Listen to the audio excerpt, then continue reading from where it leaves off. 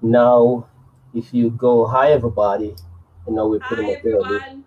everyone. Check your page and see if you see the live up. Right. The live is up. Click in there.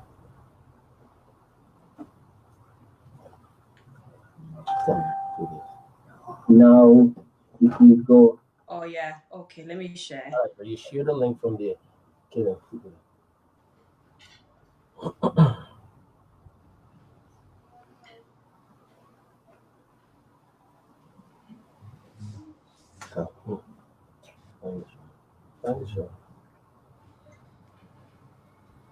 guys who are logging in right now, I need you to share the page. Hi, Suki. Definitely share the page so that we could just have crazy fun here. Oh, look who's here. Share the page. Yeah. Janet Reed. I can't see who's here right now. It's Kaden is showing me. Have you tagged me in the post as well? Yes, I did. Okay, so I need to approve that. All right. Liberty. Straight up out of Zimbabwe. Big yourself up, Liberty. Let's see in the Bev C, big yourself up. There you go. You didn't tag me on the link, Uncle Dion. I didn't? No. It just says Dion's music and interviews is live now. Oh. Let me see. They said we got 5 minutes. Okay, let me see here. All right, let me see. I'm gonna do it right now. It's supposed to. Guys, as we say, you just came in. Please just share the page, and we will definitely have some beautiful discussion, and you guys just gonna have fun. When I say have fun, I mean you guys gonna have serious fun with question and answering, and just want you guys to definitely be a part of the show, right? Tell me if you receive it. Hi everyone, I can see the comments now. Yeah. Hey, hi Auntie Suki. Sorry guys, I'll be looking down at the laptop because I need to see the comments in case people got questions. Yeah. Hi Bev. All right. Definitely.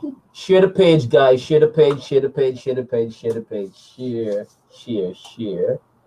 And let me drop it here. So groups.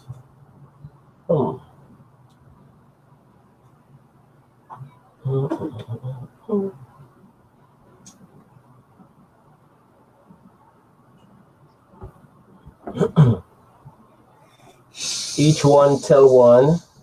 Hi Liberty. So the motto is each one tell one. And yeah. Hi Phyllis. Hi Phyllis. Hey yeah. Hi Phyllis. Groups.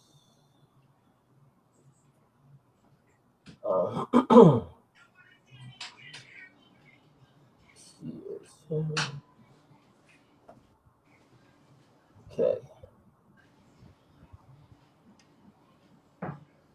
Oh, I'm missing out here. All right, guys. As I said, we're growing. I could see you guys. The numbers are going up. I still need you guys to share the page and things like that. We have so much to discuss, and there's so much things that's going on in when we say the health area that most people don't want to talk about. Some people feel comfortable about it. Some people don't want other people to know. Some people come on Facebook and say it out loud what they're going through. And of course, to me, it's a bad way of expressing your personal thing that you're going through. You need to do that. Inbox your friends, and that's the worst thing you want to put on Facebook because people judge you from certain things that you're going through, and quick to throw it back in your face when push comes to shove. You and them have a a serious argument and stuff like that. People tend to do Hey, that on food Facebook. guy. Zena, big up yourself. And And you forgot. so Guy, can you share the page, please? Can you share the interview to everywhere really? yes, guys, that's all we do. We just need you guys to share it, and so that we could get. In the next 2 minutes, we're gonna start it. And how are you? How are you, Precious? I'm all right. Looking fabulous as always. Thank you. Definitely you're glowing better than me, guys. I just apologize. I don't have my makeup on and things like that. But of course, she killed it, So I hope her beautification will come over and me, and I will look as good as her throughout the No, now. I had to have my makeup on. I can't come on without my makeup. Now, as I say, we have things to talk about here, and what I definitely need you to do. Hi, Marie B. Bless yourself up. I need you to tell me a little bit about yourself. When I say about yourself, where you're from, where you're at, and then we go from there. All right. So you want me to introduce myself? Yes. Right. My name is PRECIOUS CHARUMA. I'm born in Zimbabwe, but I currently live in the United Kingdom.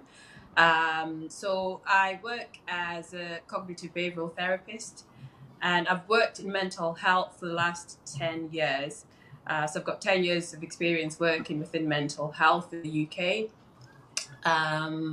So I suppose the reason for the shows like this is to get people talking about mental health problems, which is something that people don't do in our community, regardless of whether you're African, Caribbean, Black American. People just do not talk about mental health problems. So hopefully we can get the conversation started. We can see how we can get people to recognize early signs of mental health problems, because again, it's a big area.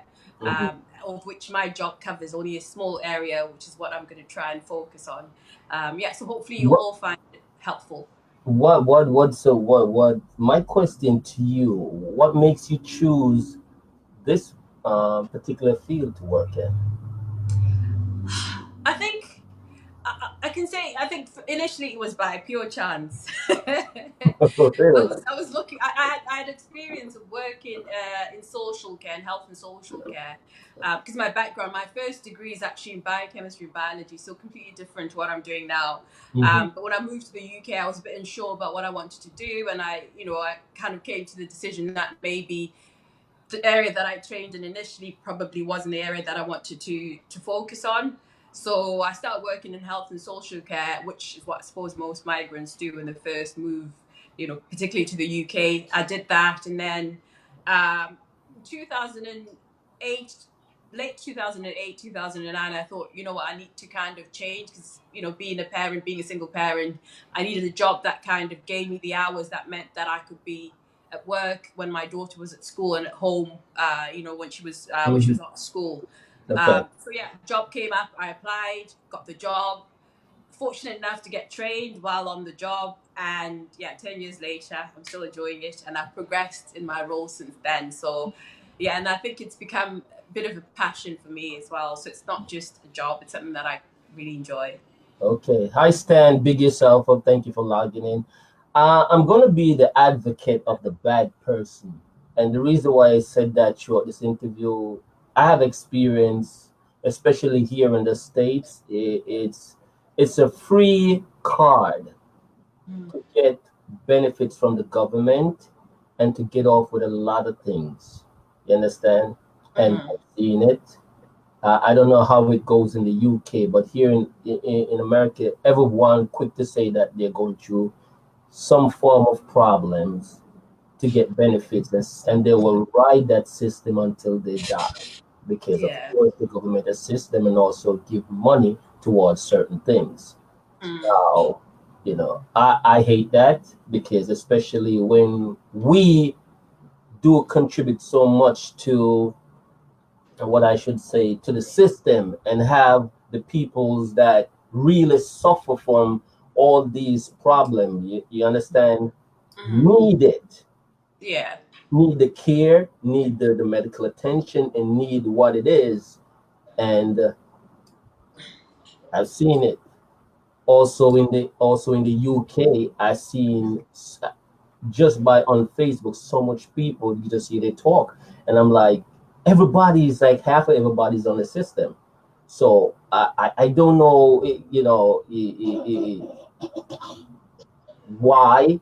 Sometimes I do figure, as I said, just for easy life and things like that. So throughout the day, of course, I'm gonna hammer you with a whole bunch of stuff, All and right.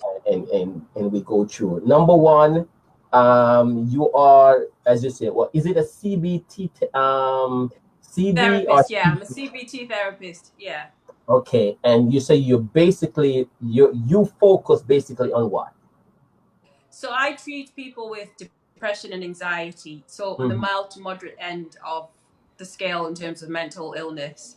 mm-hmm. Yeah, so the mild to moderate, mental health problems, what we call common mental health problems. So maybe depression and anxiety. Okay, so now, especially when it comes to um, anxiety, a lot of us go through anxiety. It's like anxiety is such of a wide scale. You understand? Yeah. And of course, most people attach the depression with anxiety. You understand? Are they two separate things, or they work hand in hand? If I have anxiety, I'm also going to be depressed. If I'm depressed, I Yeah. also have anxiety. Do they work hand in hand? Yeah. So they're two separate disorders. So anxiety is very separate from depression, but quite often what you find is depression and anxiety will come together. So even though they're two separate problems, but usually when someone is depressed, they'll start to have anxiety. So it could be they've got depression because of this, certain whatever's triggered the depression. Mm-hmm. But because of the symptoms of the depression, they might start to get anxious about being in certain places. Mm-hmm. Or it could be the other way around, where someone's got anxiety, but because the anxiety is stopping them from doing things, they can start to develop the depression. So yeah, they are very different, but quite often they are linked, if that makes sense. Okay, I understand. Thank you, guys. Guys in the room, if you need a question asked, feel free.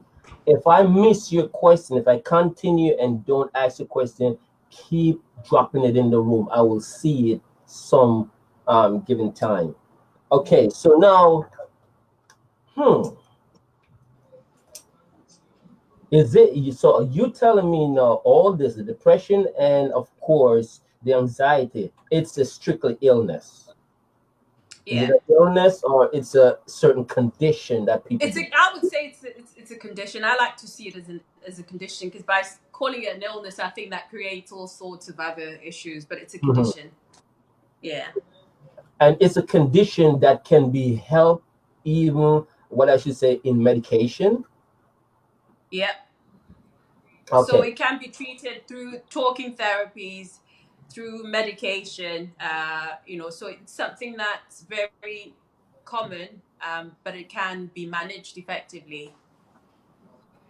All right.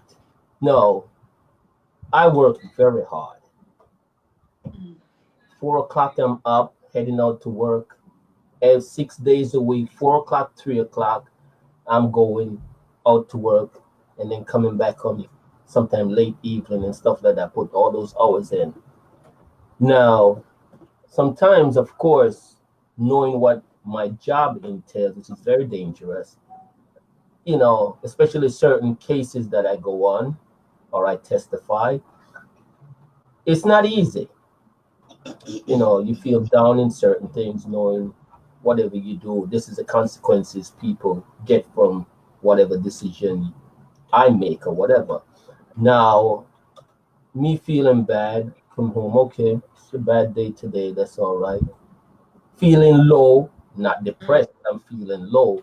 Some people will be, okay, I'm depressed, you know. So, how would I know for myself, oh, whoa, I'm going through some form of a depression here, you know? Mm. Because to me, Yeah.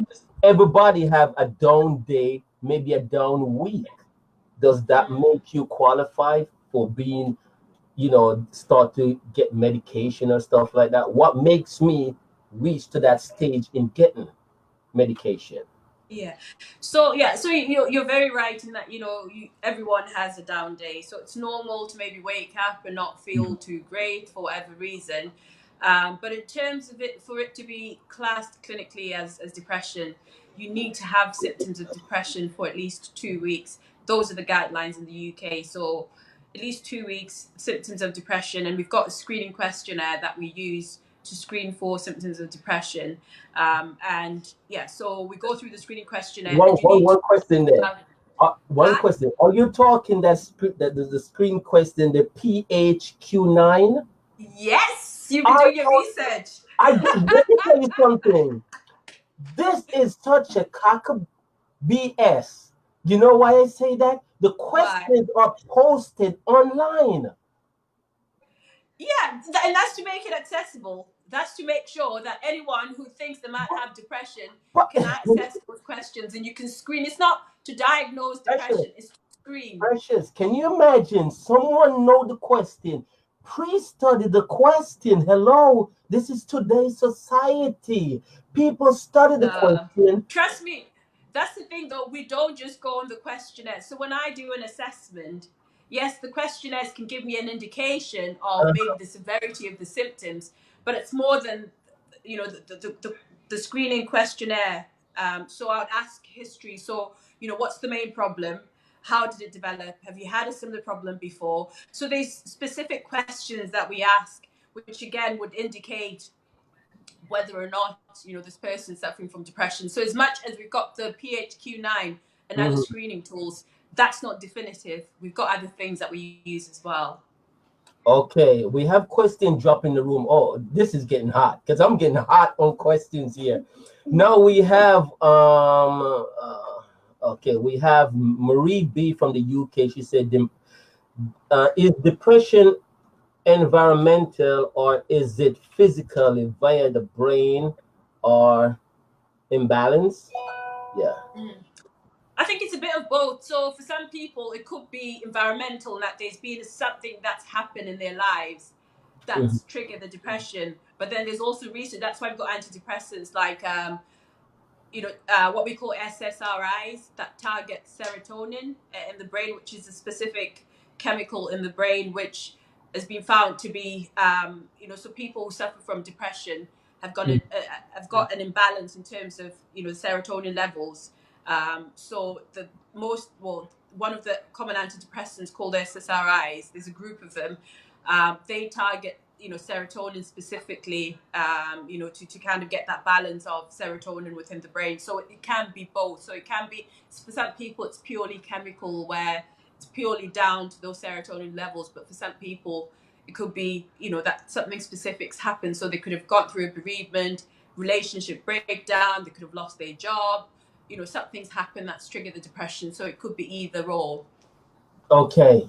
All right. I hope that question was answered. I also have my friend Haley Robert.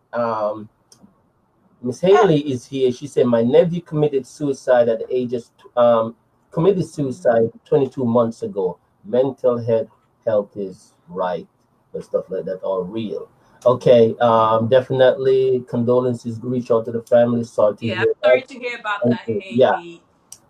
You see, that I could see, you know, it reached that stage where a person committed suicide or in their life and stuff like that, not to be, you know, mistaken for these fake ones that's out here on the street that, you know, that just ride in the system. Those are people who need. And again, how do we know who is fake and who is not? Because when I did the research and I saw that, and I went and I see the question being posted, I'm like, oh my God, this is an easy thing here. I think I could go on depression, and I gotta weigh myself out and see what's the benefit I could get, you know, from being on depression, you know, and see if I could fake this, you know. Because I want to know, you guys ask similar questions in doing that evaluation, what posted online, or that's just a test run for somebody to read that and say, okay, check one, okay, I think I'm going through that. Check two, I'm going through that also. You know, just a guideline for me to see and say, okay, I think I'm in that level. Or the question that you guys, when you have them sitting in front of you, are the questions similar? So yeah, so like I said, when I do my assessment within my job, so the initial assessment, which here in the UK usually is done over the telephone, but it can be done face to face, which is what we call like a screening assessment. We ask questions. We complete the PHQ-9, and there's a few other questionnaires that we do. So we've got the PHQ-9, we've got the GAT-7, which is specific for anxiety. Right. We've got the work and social adjustment scale, which looks at the impact of the problem on work, home life, social life, personal life, and family. And then we've got the phobia scales, which looks at avoidance. So, you know, these are like the standard questionnaires that we've got. And then on top of that, I'll be asking specific questions just to get a bit of context. So what's the main problem? You know, how long have you had this problem for? Have you had this problem in the past? Has anything specific happened that's triggered this problem? What impact is it having on your life? And quite often you can tease out, you know, whether or not, but again, I'm not one to say whether or not someone's faking, because again, it affects people differently. I can only go by the information that they give me. No, Marcia White is saying some people taking medication and it brings the meds to a certain level that the doctor can pass them totally insane. That's what she said. No, all right. As I say, I'm the bad advocate because I see so much people beating the system. All right. Now, number one, I'm seeing the questions. I'm studying the questions. If you're gonna, you have some people have the most craziest family, the most crazy experience with family. So if they're gonna ask me about my family, I start talking about my crazy family that I have. Okay, that will definitely put me, oh, he's totally insane. He needs help having a family like this. Before I even go there, do you think you have ever interviewed someone, but you still have, even though you had them go into further down into the, you know, into the system and getting help, do at any point you really doubt that this person really going through that much of a problem? No, because professionally, I should be non-judgmental. That's a key part of my role. So it's not for me to make judgments on whether or not they're fake. I can only work with the information that they give me and trust that the information that they give me is what it is, and then offer them what I feel is suitable for them. So I can't make judgments and say, oh, I think this person's fake, because that would be unprofessional, because I have to, you know, assume that everyone who comes through that door is genuinely seeking help. So unless maybe something comes up in terms of risk, or, you know, I've got other information to suggest that maybe things might not be, you know, what they seem, then I can, you know, I particularly if you're having long-term therapy, I can address that within therapy and kind of say, well, what you're saying, and, you know, there seems to be a contradiction there. What's that about? But again, it's not for me to make those judgments. I got to give it up for you. Me, they come through the door, they fake as the day's born. I give it up to you because I could not do your job seriously. I could not do your job. No, okay. Now, how long do you guys have them going through that? Because if I'm being evaluated, okay, now I'm going taking all these depression pills and all of this. How long do you guys have them on the system? Because to me, especially in the States here, people on it until they die. Oh, right. Yeah, I think that's the difference with the UK, because, you know, we've got what we call the NHS, which is the National Health System, National Health Service, which is, you know, free healthcare at the point of access for everyone in the UK. So resources are stretched. So we have to be quite strategic in terms of, you know, giving people the right level of support for as long as they need it.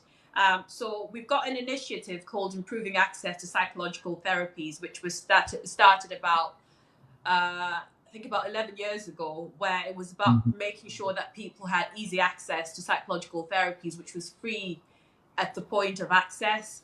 But then what that means is that there's also the pressure of, waiting times.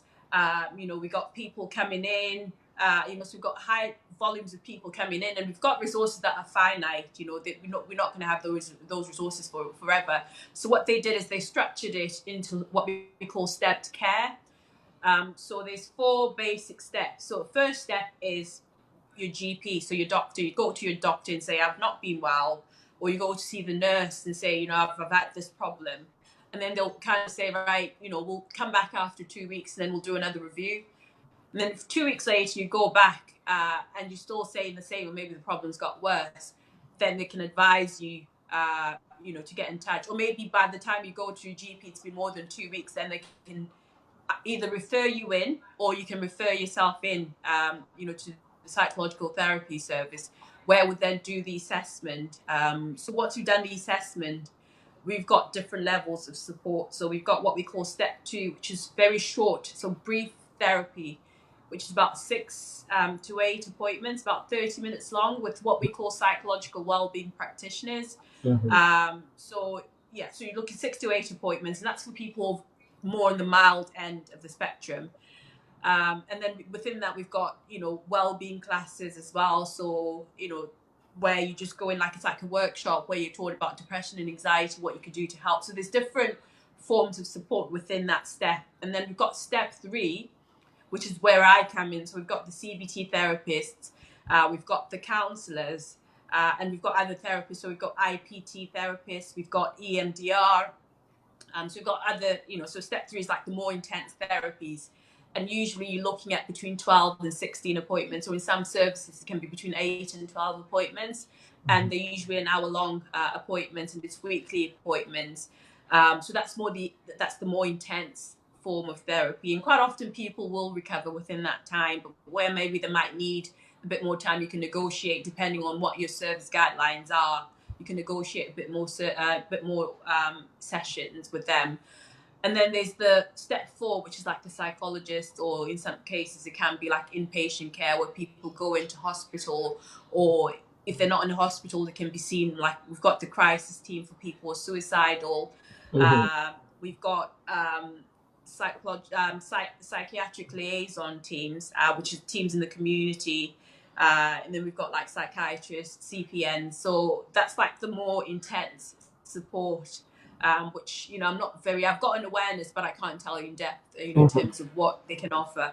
So we've got different levels of support that we offer to people. And again, it depends on the severity and whether or not they've had support in the past. Or how stable are people who go through the whole 9 yard here? How stable they are physically in functioning?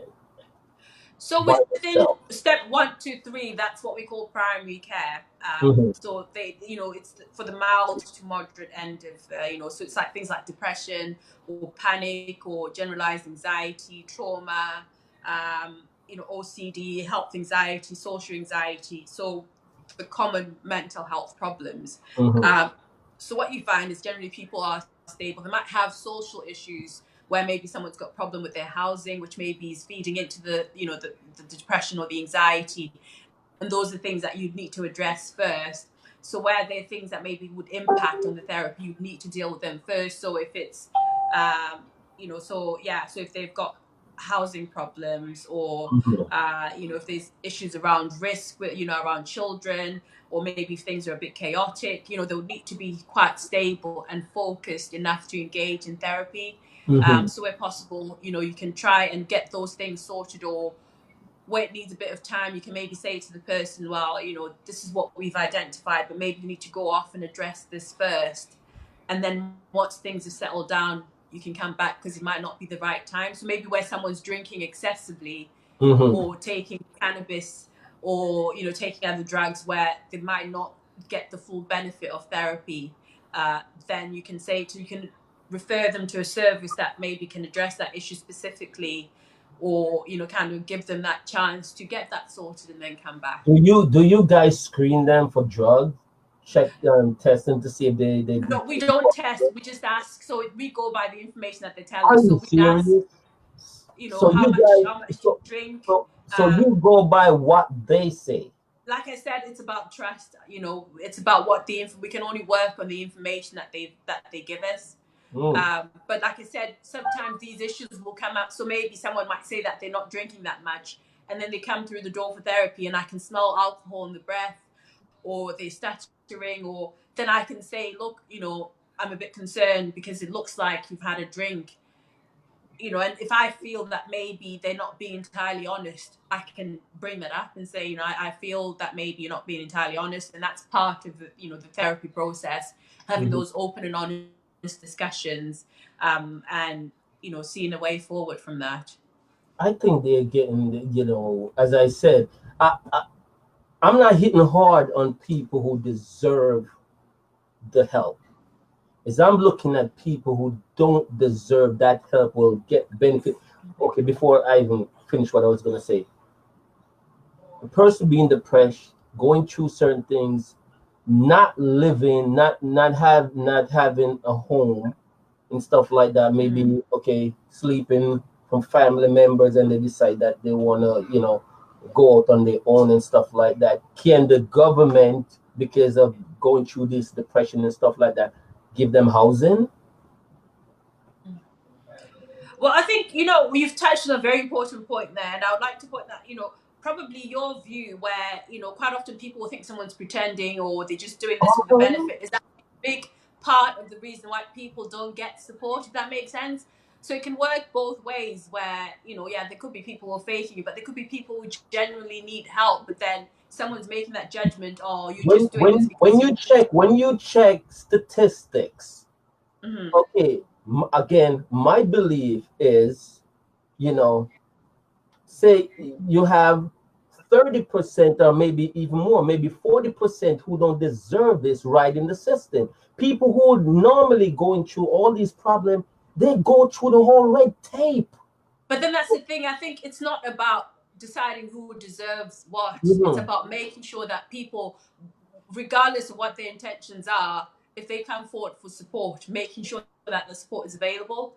We are not there to decide who deserves it and who doesn't deserve it. And thankfully, again, in the UK, with most psychological therapy services, we've got employment support advisors, so people who can support. So where maybe we've got a problem where someone's been off work for a long time and part of their long-term goal is to go back into work, we can work with the employment support advisors. We've got the job centre as well, which people can work, you know, alongside. You know, we can work alongside the job centre. You know, so yeah, so you know, there can be support.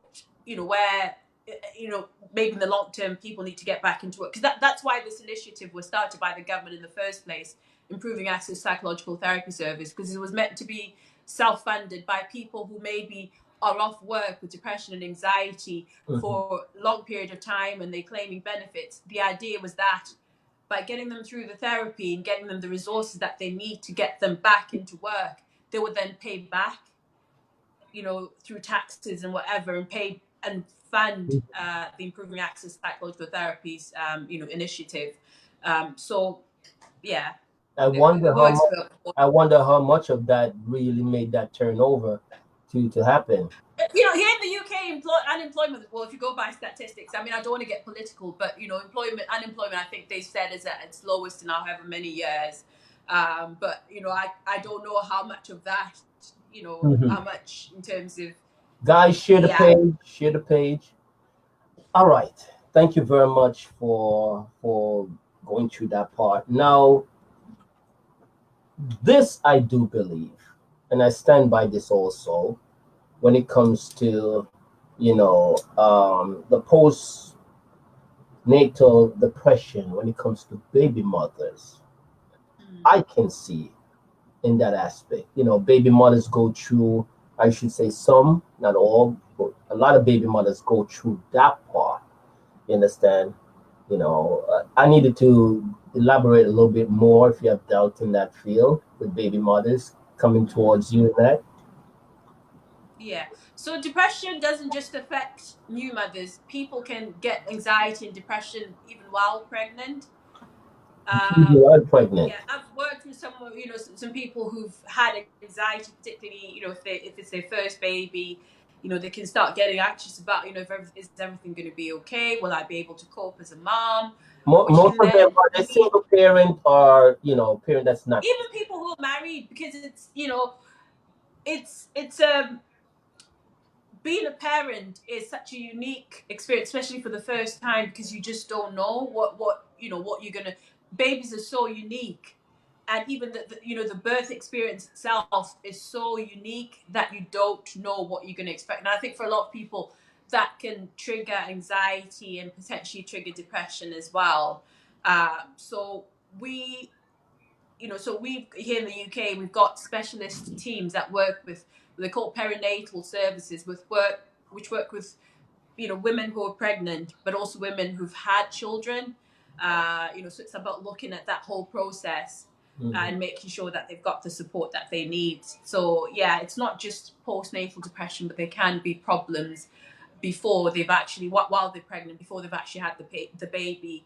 And there's also another condition called postnatal psychosis, which is getting a lot of publicity here in the UK, which I think even I wasn't aware of it until a few years ago when there was a storyline in one of the soaps on TV. That's when I became aware that there was such a thing as postnatal psychosis. So that's another issue that some mothers can potentially have. So yeah, there's it doesn't just affect new mothers, but it can start even before the baby's born. Okay, and that basically doesn't go a long term. That's just a short term. With the right support, yeah, it can be short term, but without the right support, it can go on, for a while, because it affects the way the mother bonds with the baby. It can affect the relationships, with maybe their spouse or their partner. If they've got other children, it can affect that as well. So it can have a massive impact. So it can go on, particularly if the person hasn't had the right support at the right time, and it can also develop into other problems. Like I said, depression and anxiety are linked, so you can start to maybe develop other anxiety disorders as a result. I also have to give it up also for especially say a couple and either the male or the female going through all that depression, because that can definitely split the relationship. Yeah, but also I think, sorry, I have to point out that depression can also affect dads. I think that's one of the things that people quite often are not aware of. The focus is on the mom, but people forget that it's also a transitional period for the dad as well. So the new dad can also have similar feelings to the new mom, but sometimes that's not quite acknowledged. Oh, really? Yeah. Wow. I've had people, new dads, who've had depression because the dynamics in the relationship change as well, because all of a sudden you've got this new person that you need to take care of. Maybe your partner is not giving you the affection that you need, or maybe you feel left out. Maybe if you're a working dad where your partner's spending time with with the baby, you're coming in for a few hours, maybe the baby's already asleep, baby's only awake when you're away from from what it can affect but dad as well. that's wherein either male or female, that's when you have that understanding wherein you know that the mom had to bond. Yeah. And you have to take yourself and give that opportunity. Not hey, shoot, when my time gonna be here, Yeah. that and the guy that come to me, I tell him to go sit down and go drink a beer, No, seriously, that again, I'm an advocate, because like really me looking at that, hey, this is the mom time. Of course, during and I think those are the attitudes that we need to change. That whole idea of just grab a beer, just in like, oh my God, I'm going through this depression here. I don't know how to cope. Are you serious? You're not being a man, right? You're being a mouse. You That's understand? the problem. This is why I'm doing all these shows, to change those attitudes. What is being a man? A man is being, it's about acknowledging your emotions. It's okay to not be okay. Oh, it's okay to not be okay. I like how you thought that one. Yeah, it's okay to not be okay. It doesn't make you any less of a man. as much as it doesn't make a woman any less of a woman, if she's crying, if she's emotional, that doesn't mean I'm any less of a person. So why should a man feel any less if they're showing their emotions? I basically think if 90% of these men who are not or wasn't born and raised in a third world country know what the low point is in life and been there, done that, than just in a country that you could ride the system, then it's a totally different thing. I was born in a third world country. My time, I didn't know most of these crap. As I said, I'm an advocate for the worst. Didn't know most of these things here that I'm experiencing in the States. And I'm like, are you serious? Like, I money think the reason that why so much. Yeah. yeah, I think the reason why we never knew these things, because quite often, unfortunately, would end in suicide. I know people who seemed like they, had everything going, and the next thing you hear, this person's killed themselves. This is when, growing up in Zimbabwe, this is things that I've, heard of, that I heard of growing up. And again, it's that whole thing of people think, well, yeah, there isn't that recognition and that acknowledgement that people can suffer with depression. And quite often people get, to such a dark place that the only option seems to be suicide. Yes. Yes. Unbelievable. Unbelievable. In the room. Yes, Phyllis, I'm seeing what you said. Of course, as Marie said, more men should be able to cry out the emotion amongst their peers. Of course, I totally agree with. Everyone should have. I think everyone should feel safe enough to acknowledge their emotions and to express their emotions, because that's the only way some of these problems that we've had for generations can start to change. Once we start to acknowledge that we're all human, we all have the same emotions, we all go through the same emotions, I think attitudes will start to change. But as long as you think, oh, a man's not supposed to act this way or a man's not supposed to feel that way, the power balance shifts. It's just a fear of how your mate or your partner will view you now. Okay, he's supposed to be the man of the house, and look what's going on with him. I think I would love a partner who would express himself, because then that means that if I'm going through a similar thing, then they would be able to they can show a bit of compassion and empathy because they know what it's like. I think I would prefer someone who's safe enough, and confident enough to express their emotions than someone who's, stonewalled, because how do I then reach out to them? How do I then get them to understand where I'm coming from if they themselves go through life as if they never experience the same emotions? Okay, that's a very good point. That's a very good point. How many of us here that will talk to a male or female that's going through so much depression? Would you date a guy that has so much that's living on the system for depression and anxiety? Would you? Because again, that's the fact that they can acknowledge that they've got depression or anxiety. I think for me is a strength. People think it's a weakness, but it's actually a strength. For you to acknowledge that, yeah, I've got this problem. That's a massive, massive strength there. So it wouldn't make a difference to me, and if anything, I'll probably be in a better position to help them. That's gonna be really tough. That is tough. That is tough. That's a tough one. Really a tough one. That is something. I know someone who diagnosed with depression, and the meds they put her on caused other problems in her health. In the end, she jumped off a high story in a car park. Okay. I'm really sorry to see. I'm just looking at the comments. Yeah, that's from Bev. I'm really sorry to hear that, Bev. And it's unfortunate that it had to end in such a way. But quite often, as you find with things, in situations like this, that there was probably other underlying issues that maybe people weren't really aware of.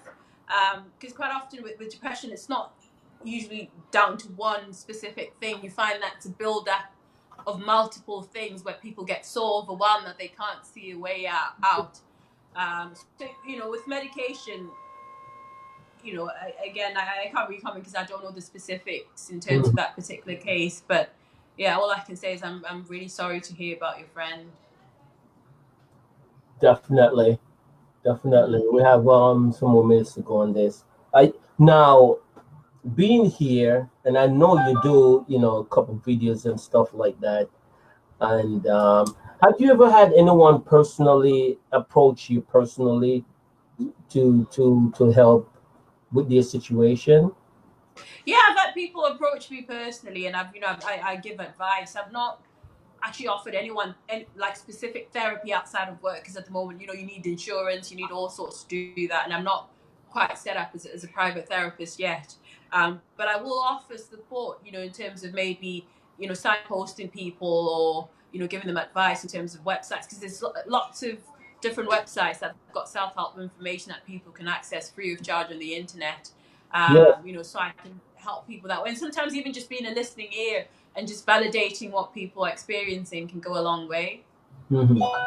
Okay, what do you have And to yeah, go ahead, and continue. we've also got a page on Facebook for anyone who wants to access. It's called Open Hands Northeast. It's a Facebook page specifically for supporting people with mental or people suffering with various mental health problems from the Black and minority ethnic group. So Black African, Black Caribbean, Black American, Asian. So people from minority ethnic groups to access support. So it's called Open Hands Northeast. If you just search on Facebook, and we can add you. So if I'm white, can I join it also? Yeah, you can join in. I mean, it was initially targeted for Black and minority ethnic group, but that's not an exclusion criteria. Okay. Anyone can access that. Okay. Now you go through Facebook each and every time. You go on Facebook each and every time. You see people chose Facebook for being Dr. Phil or whosoever, in that. Do you think that's a right way of going, putting their personal thing that they're going through on Facebook and looking forward for their next Facebook friend to say, "Oh, I'm sorry, but stay well and I'll pray for you." You think that's the right way of going Yeah, towards I it? think it's People do it every day. I think it's important. Yeah, I think it's important to acknowledge that we all have different ways of coping. People have got different mechanisms, for coping. But I suppose it's about getting that balance right in terms of making sure that it's a healthy mechanism. So obviously where it becomes unhealthy, where maybe people are doing it in a way that's maybe a bit more detrimental to their mental health well-being, then that's not that's not good. But you know I look at when I see it on Facebook, I think it's again, I think it's more of I'm looking for that word again, self pity or let people because things like that, they need help, they can reach out for help. I could see if, as you say, you got, and I needed to put back that page out. If you could put the link in, that would be fine. That is somewhere you could get help. Not yeah, me putting it on my timeline, and but it could be that people don't know where else to vent, because I think social media now has become, it's available 24 hours a day and you've got an audience. yeah, but how many um, person and, get help from and for telling some their people business on here? it How can many? be a comfort, especially if you're sharing it with, because we've got friends and family who live halfway across the world, and sometimes just sharing something and getting some people say, it's going to be fine, That's can why be you have encouraging. inbox. That's why you have Yeah, inbox. yeah, yeah. But I'm saying, like, there's a healthy sharing where maybe someone's had like a particularly difficult day and you just need that pickup. You just need someone to acknowledge and to validate what you're feeling and tell you that everything's going to be fine, because maybe where you are, maybe if you live on your own or live far from family, you can't get that from people around you. So maybe Facebook gives you that platform to do that, which can be healthy in a way, because but it becomes a problem where it becomes maybe where people do it excessively. Where it becomes a bit detrimental, where constantly people are posting, these posts, and because then you start to question, what are they really getting out of this? I think that inbox is where that's supposed to be. If I need something that I inbox you or inbox somebody, but when I put it out there, of course, who you think gonna see mostly? Most of who hate my guts, and that's what they want to see. No, but that's what I'm saying. That it depends on who you share, because with Facebook you can change if your it's on your timeline, yeah, you're sharing it for the world. Okay, that's no. But again, I think there's a lot of factors behind that, because it depends on the personality of the person. So if it's someone who would normally not do that and they post something like, then I would be thinking something's not right. This person, they would normally, maybe they're a very private person, and they post something like that, then that would get me concerned, and maybe, but if it's someone who does that constantly, repeatedly, then it might not have there might be other issues behind it. Yeah, because I've experienced, I should say, so-called experience, a Facebook friend who posted that they were going through cancer, and everybody was.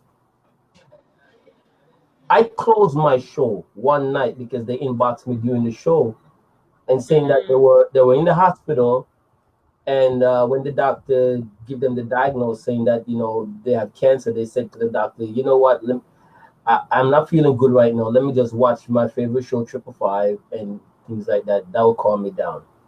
I end up ending my show within 30 minutes after they told me that. I read it to find out the person did not have that.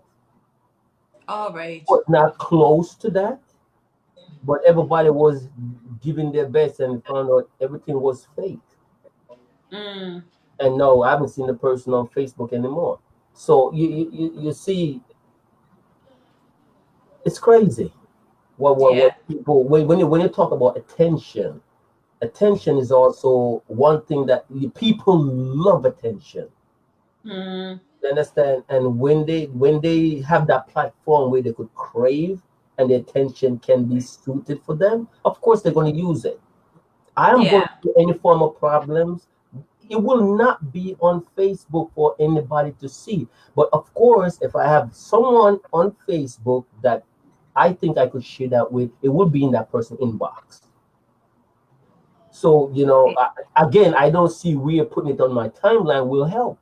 But again, as you said, some people, again, different strokes for different folks. And I'm glad that you saying that now that there's a website on Facebook that people can always go to, and that is good.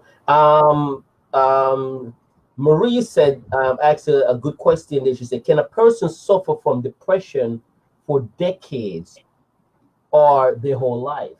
Is that possible? Yeah, they can. Yeah, it's possible. People can have depression for all their lives. But again, that doesn't mean that the depression can't be treated. It might take time, and it might need medication alongside the therapy, but it can be treated. But yeah, definitely people can have depression for decades. I think the longest I've had someone I've worked with who's had depression, I think it was probably 40 years that they'd had the depression. Wow. Desiree said, I've spent 4 years doing volunteer work over the years, and I found many cases of depression person, especially men, just need an ear to show their sympathy without giving an opinion. I was happy when I managed to get 2 successes whereby they found a job and went back home and changed their lives, and thank God for that. Thank you, Desiree. That's pretty much good. I think Fungi just put the link out, and that guys, I don't want someone, as I said, I don't want Precious to come here and talk, and especially deep down, you are going through certain things. Please find that help. You understand? The link is there in the room right now. You may not need it now. You may think that, copy the link, paste the link somewhere. You never know. I think if you can pin, once you've got the link, maybe you can pin it on this. I don't know if it's possible to pin it on this post. Mm-hmm. Yeah, but definitely do accordingly what can be done. You understand? And it's nothing to be ashamed of. That's why we're here to talk about it and stuff like that, and to discuss it. Also, I know she can be reached also, and guys, friend her on Facebook. I know she's very picky and who is a friend, but inbox. You can follow me. You can follow Yeah. me. I might not add you as a friend because for professional reasons, I think I have to screen the people that add me Very as a selective friend. in that, But yeah. you're more than welcome to follow me on Facebook. Yeah. Because I think if you follow me, possibly you can view my posts. I'm not sure because my settings are a bit tight because of my work. I've had to tighten up my settings, but if there's anything specific or if you've got any questions, you can inbox me. I might not get the message because I think it filters the messages anyway. But I'll keep checking. So if you've got any specific questions, then by all means you can get in touch. Okay, and guys, if you do have that problem reaching out to me, inbox me, and I'll definitely reach out to her and reach back to you. Okay? Okay. You don't have to tell me your business. Just tell me that I'm trying to reach Precious and I'm having problems, and I will definitely reach out to her in order to get you to her. Yeah. And can I also add, particularly those in the UK, so if you are feeling suicidal or you're a bit concerned about, the way that you're feeling, you can call the Samaritans. They open 24 hours a day, 7 days a week. Their number is 116-123. That's 116-123. Or you can call 111, which is NHS. It used to be NHS Direct, but that's the out of hours GP number. And they open 24 hours a day, 7 days a week as well. You can take yourself to A&E. They've got specialist mental health teams within A&E in all hospitals across the UK. Each area in the UK has got what we call the crisis team, which is open 24 hours a day, 7 days a week as well, which is a specialist mental health team that works with people who are maybe concerned about their safety, where people are distressed by thoughts of suicide or thoughts of self-harm, and they're worried that they might harm themselves. So you can Google, crisis team and the name of where you are, and it quite often will come up. So you can get in touch with them, or you can ask someone to bring them on your behalf. So there is help available. Don't feel that you're on your own. And I think most countries as well have got the Samaritans, or kind of versions of the Samaritans. So you can just maybe search on, through Google, by your country or the city where you are, and see what support is available. If all else fails, wherever you are, take yourself to hospital and say, I'm worried about myself. I'm worried that I might hurt myself.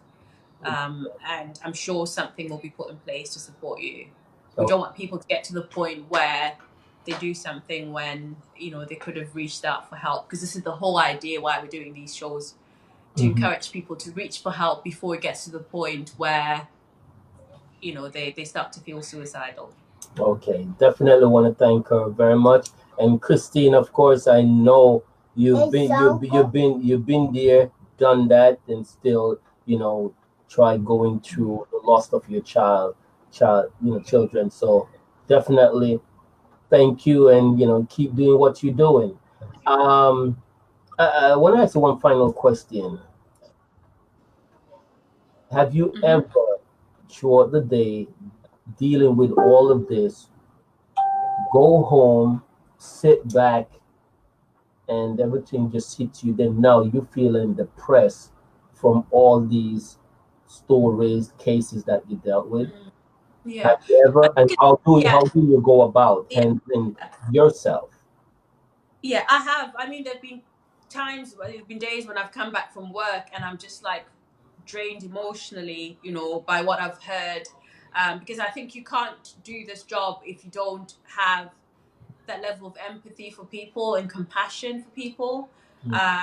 So I'm not a robot, and things do get to me. But thankfully, within my job, a key part of my job is supervision, where I can, I have my supervision every 2 weeks. I can sit down with my supervisor and say, look, this is how I'm feeling because of this particular case, and kind of open up about my own feelings and acknowledge those feelings and work through those feelings, because that's the only way that I can give back to the people that I'm supposed to support. Because I always say you can't pour from an empty cup. So I need to make sure that I'm in a place mentally, emotionally, where I can support other people. But yeah, I've had days when I've just literally come in through the door and just sat there on the sofa and not had the energy to move because of some of the things that I've heard. But I think over time I've developed coping mechanisms where, I have my moments where it gets to me, but usually, it might take me, a few hours, a few days, whatever, but, I'll work through it on my own, because I wouldn't be able to do I think I would be worried if I got to a point where I hear something really, really disturbing and I'm like, okay, that's fine, off you go. I think that would be a sign for me that I need to maybe quit my job. So as long as I'm getting affected, I know I'm doing the right job. That's good. Met you, know you, and you're that person for that job. Yeah, yeah. You're very compassionate when it comes to that field, and thank you. You know, All right. Thank thank you. And you. I have to say, I Have think you ever have you ever I had before you in that? Have you ever had anyone that been went through the system, got help, came back to your office and personally thank you for what you've done for them? I've had I've had thank you cards, I've had chocolates, I've had presents, I've had gifts, from people, and I think it makes you feel like I'm not doing this job to be thanked, but I think when someone acknowledges the impact that you've had on them, I think it makes you feel like what you're doing is worthwhile, because I Mhm. tend to see people when they're the most vulnerable, and they share things with me that probably they wouldn't share with anyone else. And it's never an easy process. Quite often, it's a very difficult process. But for them to come out the other side and acknowledge and thank me for what I've done, I think makes my job worthwhile. Have you ever dealt with men, not just women, but men who came back and thank you? Yes, I have. Yeah, I Have have. you had them know because they know you on that level? They think that no, it's more of a personal level and hit on you also. No, I've never had that. You Thankfully, never I've had never. that. Okay. Yeah, because I think I think there's that. Um, it's unsaid, but people know that it is a professional relationship, and we can't. Which is why, for that reason, I've got my very strict controls on Facebook to make sure Right, right, right. that Yeah, right. potentially, yeah. But That, that, that, that, thankfully, I've that's not good to had, have that in place.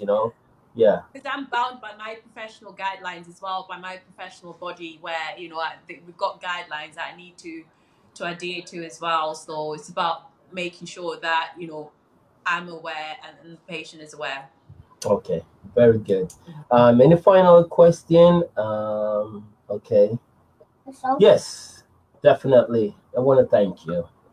Want to definitely thank you for the hour and a half, I should say, we You're here. welcome. And I've learned a lot. I learned a lot. Good, It's just that, good. especially, I know it's totally different there in the New York system here. Hmm. It's another, it's another wear and tear, which is much more crazier. And, people right system here, like from birth till they die. If they Mm. can, they'll do it for just to go through life easy and not work or whatsoever, getting certain benefits. Meanwhile, the person that really needs it don't. um Mm.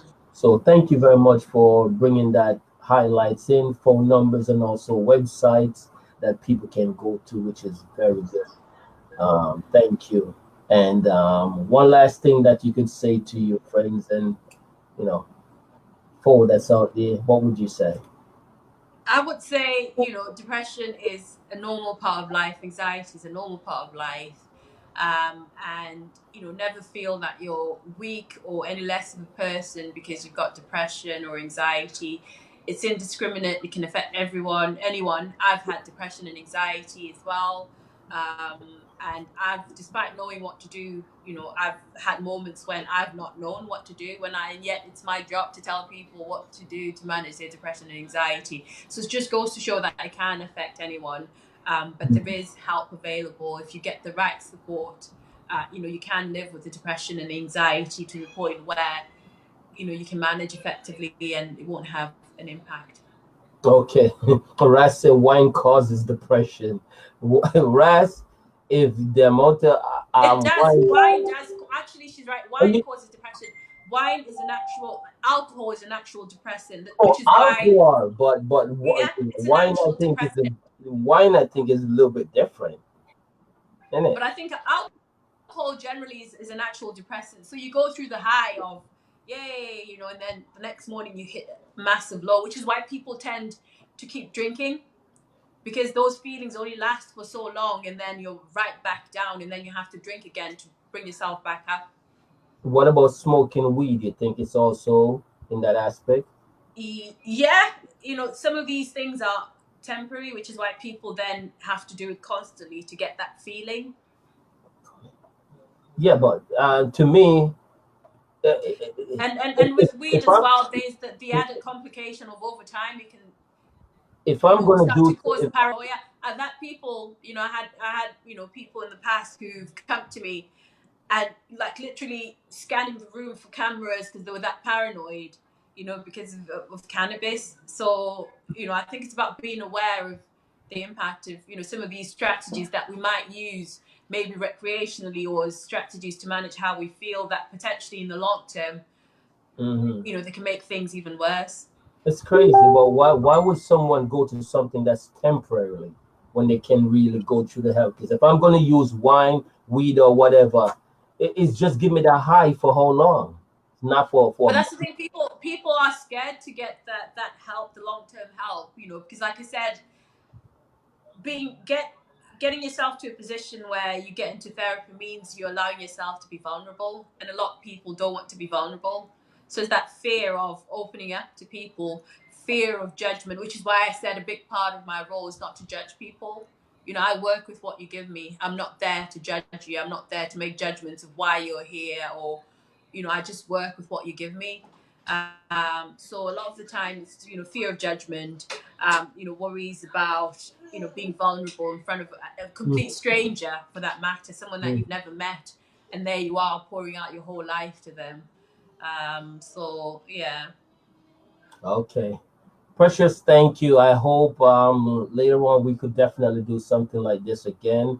Definitely, I've enjoyed it. Thank you for giving me the opportunity, and I hope I've been of help to someone. Like I said, feel free to reach out. And thank you for me seeing that video that you did, because I had no clue. No clue. I was like this when I saw the video. I'm like, is this Precious? I'm like, what? You see, it's helping me get over my shyness, because you know me, I'm very shy. Yeah, you're a very shy person. So the first thing when I saw you did a video, I'm like, this I gotta see.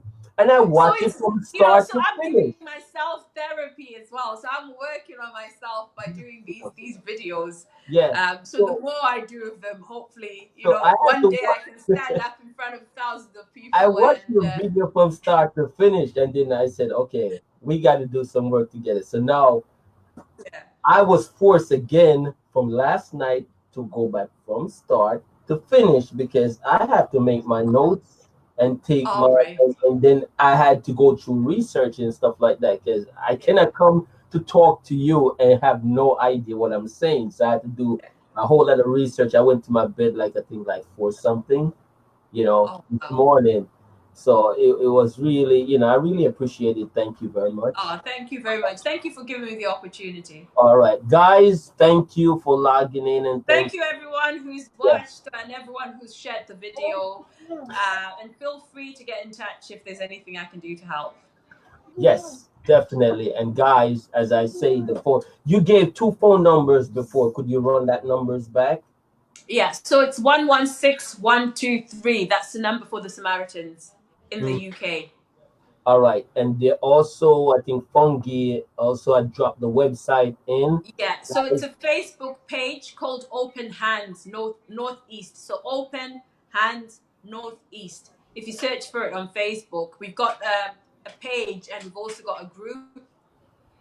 So the group, I think, it's a closed group on Facebook. So yeah, we can, if you put a request in, and then we can add you. Okay, guys, as I said, the platform is there for you to reach out. Please do. You understand? Don't be ashamed. All right, because I know when you want to post your stuff on Facebook, you're not ashamed about that. So reach out. All right, thank you, guys. Thank you, Precious. All right. You've been all right. Thank you. All the best, guys. Right. And definitely, we out of here. Bye. Bye-bye. Uncle Dan.